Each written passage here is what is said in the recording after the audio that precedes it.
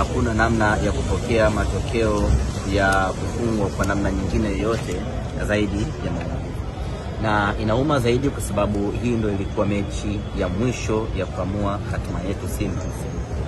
Na kinachouma zaidi ni kwamba kombe lilikuwa uwanjani, kombe jipya limeondoka, tumelikosa.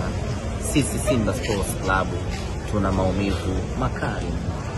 Lakini katika mioyo yetu sisi wana Simba tunajihesabu kama ni mabingwa msimu huu. Tunajihesabu ni mabingwa wa Afrika msimu huu. Kwa nini hivyo? Kwa sababu msimu huu pamoja na kwamba tumepoteza ubingwa, lakini tumefanikiwa pakubwa sana hadi kufika kucheza hii fainali.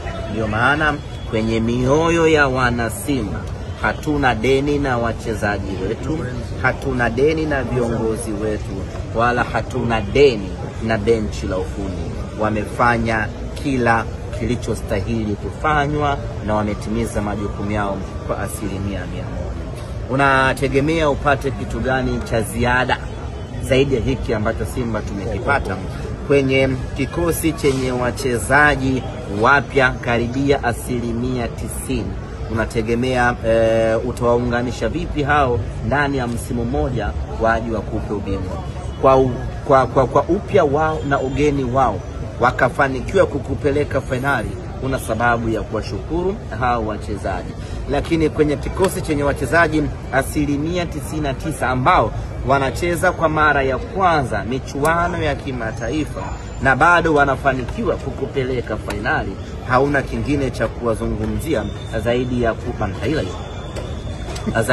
ya kuwapongeza kwa kazi kubwa ambayo wameifanya.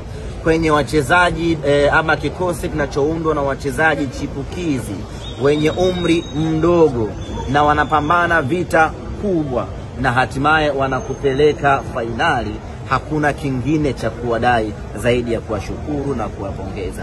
Tunaizungumzia Simba ambayo benchi lake lote la ufundi ni jipya. Walimu wanahitaji miaka 3, miaka 4 kuweza kutengeneza timu imara, lakini ndani ya muda mfupi Mwalimu Fadlu Davis amefanikiwa kutengeneza Simba imara yenye wachezaji wapya, wachezaji wasiokuwa na uzoefu, wachezaji wadogo, na hatimaye ametupeleka hatua ya fainali. Kwenye timu hii ukitoa Matola na Patrick Raymond meneja, waliobaki wote walikuwa wageni, lakini pamoja na ugeni wao wameweza kutengeneza Simba iliyokuwa imara na tishio, na hatimaye tumecheza fainali. Ndiyo maana tunaweka wazi ya kwamba sisi kwenye mioyo yetu, kwenye fikra zetu tunasema ya kwamba sisi ni mabingwa wa Afrika msimu huu, kwa sababu tumetimiza malengo yetu. Hili limekwisha.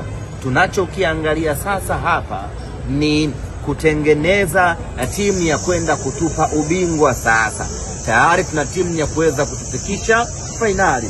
Palikobaki ni timu ya kwenda kutupa ubingwa, na ili tuweze kufanikiwa hilo, standard mpya ambayo tumeiseti hivi sasa, niwaambie ndugu zangu waandishi wa habari, standard yetu tunapoanza michuano ya kimataifa, break yetu inakuwa ni fainali ya michuano ya Afrika.